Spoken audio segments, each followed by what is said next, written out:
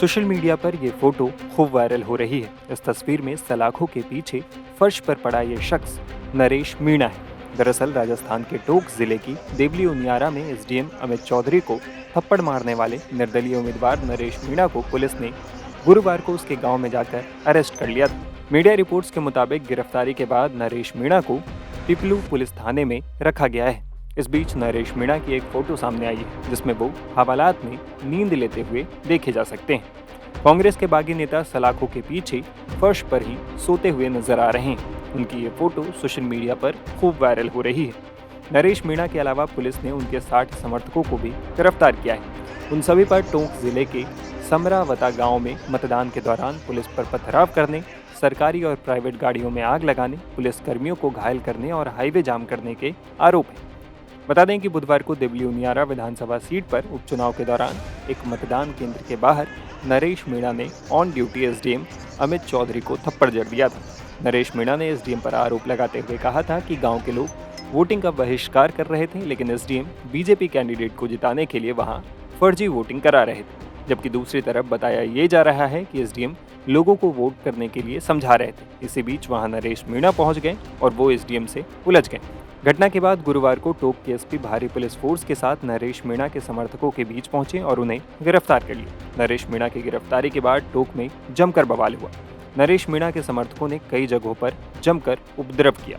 मामले को लेकर अजमेर रेंज आईजी ओम प्रकाश ने बताया कि कानून व्यवस्था से खिलवाड़ करने वालों को किसी भी सूरत में बख्शा नहीं जाएगा। इस पूरे घटनाक्रम में करीब 12 पुलिसकर्मी घायल हुए। जिला पुलिस की 28 टीमों ने मिलकर इस मामले में 60 लोगों को गिरफ्तार किया है। बेसिकली जो कल का जो इंसिडेंट था उसमें प्रथम इंसिडेंट तो जो प्रशासनिक अधिकारी जो एरिया मजिस्ट्रेट थे उनके साथ धक्का मुक्की और मारपीट की थी। उसमें उसके राजकार्य में बाधा पहुंचाने के, मारपीट करने के और मतदान को प्रभावित करने के जनप्रतिनिधि ने इसके तहत प्रकरण दर्ज किया गया था। तत्पश्चात जब रात्रि को इसको मतदान शांतिपूर्ण संपन्न हो चुका था, मतपेटियों को लगभग 9:30 बजे रवाना कर दिया गया था। उसके पश्चात जब वहां से इसको इस उक्त प्रकरण में गिरफ्तार करने के लिए गए तो वहां पे गाड़ी में गिरफ्तार करके जो हमारे स्थानीय पुलिस अधिकारी लेके आ रहे थे, उसी दरमियान इसके साथ के जो असामाजिक तत्व थे प्लस उसके साथ बैका के कुछ अन्य लोग थे, उन्होंने आकर के अचानक पथराव किया, आगजनी करी और पथराव और आगजनी करने के बाद सरकारी वाहनों में आग लगा दी। इससे कई लगभग 1 दर्जन पुलिसकर्मी जो है वो घायल हुए। उक्त प्रकरण को राजकार्य में बाधा पहुंचाने, हत्या का प्रयास और सार्वजनिक संपत्ति में तोड़फोड़ की धाराओं में प्रकरण दर्ज किया इसमें।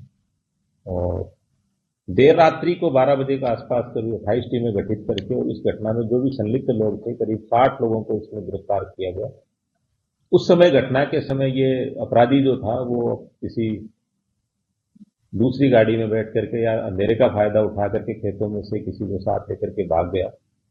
बाद में आज सुबह इसको भी गिरफ्तार कर लिया गया है और इन जो 3-4 प्रकरण हुए बाद में 1-2 जगह छुटपुट रास्ता आवागों ने बाधा उत्पन्न करी, तो कुल 4 प्रकरण दर्ज किए गए। हाल फिलहाल पूर्णतः शांति है और उक्त अपराधी के विरुद्ध जितने भी मुकदमे हैं उन सभी मुकदमे कोटा, बारां या जयपुर में जितने भी 1-2 दर्जन से अधिक मुकदमे, कई में गिरफ्तारी पेंडिंग है, कई पेंडिंग ट्रायल है, कई पेंडिंग के ऐसे कुछ एक में पेंडिंग वारंट जारी हो रखा है।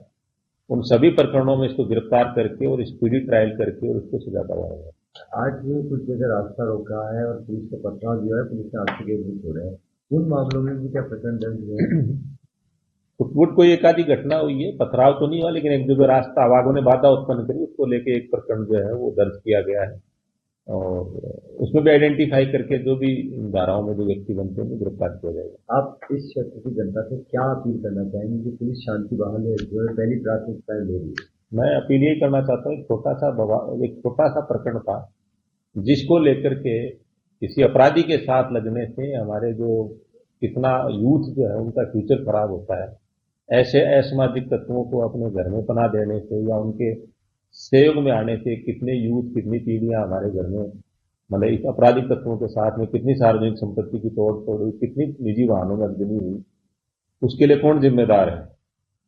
उसके लिए जिम्मेदार ये कि हम ऐसे असामाजिक तत्वों को हम उसके सहयोग में आते हैं, बजाय उनको कानून हाथ में लेने की बजाय कानून का सहयोग करना चाहिए, जिसमें जो अपराधी को अपराधी की तरह देखना चाहिए, न कि कोई उसमें और दूसरा रूप नजर नहीं आना चाहिए। वो अपराधी है तो अपराधी ही तरह उसको देखना चाहिए, और अपराधी का कभी सहयोग नहीं करना चाहिए। शासन का सहयोग करना चाहिए, कानून का सहयोग करना चाहिए। कानून किसी भी सूरत में हाथ में नहीं लेना चाहिए, और किसी तरह की अफवाह, चाहे वो ट्विटर पे हो, फेसबुक या सोशल मीडिया पे हो, उस पर ध्यान नहीं देके जातिगत कटुता या नफरत का जो काम करने का जो काम है वो बर्दाश्त योग्य नहीं है। और कानून हाथ में लेकर किसी भी तरह का कोई अगर अवैधानिक कृत्य करता है तो निश्चित रूप से उसके खिलाफ विधिक कार्रवाई सख्ती से की जाएगी। सर, सोशल मीडिया पर जो वीडियो वायरल हो रहे हैं, लगातार जो वीडियो डाले जा रहे हैं, ऐसे लोगों पर भी कार्रवाई होगी जो कहीं न कहीं माहौल बिगाड़ने का प्रयास कर रहे हैं। सोशल मीडिया पे जिस तरह के भी जो मुकदमे दर्ज हो रहे हैं, जिस तरह की भी जो आपकी घटनाएं या किसी के बारे में, किसी व्यक्ति के बारे में, प्रशासन के बारे में, किसी मिथ्या, भ्रामक, निराधार खबर प्रकाशित करने में, कानून व्यवस्था के बारे में जो भी तथ्य पेश करते हैं, उनके बारे में जो भी विधिक धाराओं में जो कार्रवाई की जाती है, निश्चित रूप से हम इसमें भी करेंगे, उस पर प्रकरण दर्ज करेंगे और कार्रवाई करेंगे। बता दें कि थप्पड़ कांड में नरेश मीणा पर कार्रवाई की मांग को लेकर करीब 200 अधिकारी मुख्यमंत्री आवास पहुंच गए थे। गौर करने वाली बात यह भी है कि नरेश मीणा के खिलाफ कुल 23 मुकदमे पहले से भी दर्ज हैं, जिसमें 5 में कार्रवाई होनी शेष है। ऐसे में माना जा रहा है कि अब सभी मामलों में नरेश मीणा के खिलाफ सख्त कार्रवाई की जा सकती है। यहाँ पे गांव वालों ने बहिष्कार किया था कि हमें उनियारा उपखंड में थे, उनियारा उपखंड से हटा के हमें देवली छोड़ दिया, हमें वापस उनियारा। तो जब बहिष्कार वालों में मनाने आया था कि वोटिंग करो क्योंकि ये गांव मेरा समर्थित था, तो इन्होंने कहा कलेक्टर आएंगे जब हम वोटिंग करेंगे। मैंने कलेक्टर को बुलाया, प्रशासन ने एक नहीं सुनी। ठीक ये किस इसमें आते 2-3 घंटे हमने वेट किया। उसके बाद जो एसडीएम था उसने एक आंगनबाड़ी महिला से, एक उसके पति अपंग था और एक टीचर था, उनसे गाली गलौज करते हुए जबरदस्ती उनका वोट डलवाया। वोट जब डलवाया उस समय मैं पूरा गांव उत्तेजित हुआ, मैं गुस्से में था, मैंने एसडीएम के थप्पड़ चढ़ा। ये बात सही है। थप्पड़ चढ़ने के बाद मामला शांत हुआ। हम लोग ये तो मानते हैं कि आपने थप्पड़ आपने मारा था। बिल्कुल माना था। हाँ? मैंने मारा था। क्यों मारा था? इसलिए मारा था, उस एसडीएम ने जो कन्हैया चौधरी का एजेंट था, बीजेपी का एजेंट था, हाँ। जो एसडीएम मालपुरा लगा हुआ कन्हैयालाल के एरिया में, उसको यहाँ आरोप बनाया था। वो यहाँ पूरे एरिया में मुझे हराने के लिए पूरा प्रयास कर रहा था। उसने यहाँ फर्जी वोटिंग तड़ा के 3 वोट डला के उसका ये मन था कि भाई बहिष्कार कैंसिल हो गया। फिर जब उसको पाने वाले स्टेज लगा रहा था, मैं यही खड़ा था। हमने यहाँ पंक्ति लगा दी थी खाने की पंक्ति लगा दी थी। हमने खाने की पिकअप आ गई थी, पुलिस वाले पिकअप को लाने नहीं दे रहे थे। तो मैं जब कुछ बच्चे भी गायब हैं, यहाँ से गायब हैं। मैं जब पिकअप को लेने गया, नरेश जी, अच्छा एक बात ये बताओ नरेश जी, किसने फायरिंग किसने करी, गाड़ियाँ क्यों चली, इतना लॉ एंड ऑर्डर क्यों बिगड़ा? सब कुछ पुलिस ने किया। मैं जो कह रहा हूँ वो तो सुनिए रहे आप। बताओ। यहाँ का जो मीडिया कर रहा है वो आप करोगे क्या?